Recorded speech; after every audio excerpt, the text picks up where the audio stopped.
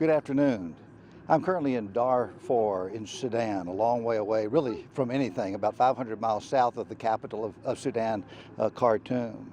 Darfur has suffered tremendously over the last 3 years in what has been genocide on the Darfurian people. Over 250,000 people dead, over 2 million people displaced, over 4 million people affected by the conflict going on right here in Darfur. Darfur is in the western part of Sudan. It is about the size, the region is about the size of France. It's not really very close to anything. Right now I'm in a IDP camp, a internally displaced persons camp.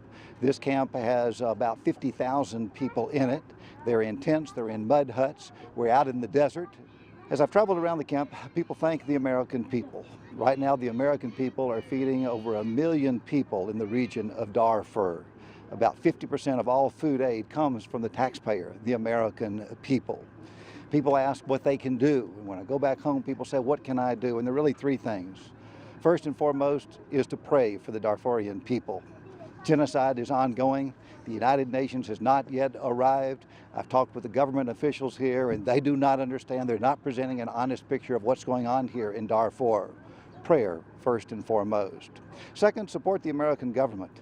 The United States taxpayer, the American taxpayer today, is supporting about 60% to 70% of all the food that comes into Darfur. Right now, over 1 million people are supported by the Americans' taxpayer dollars. Support our government as we do everything possible to end the genocide.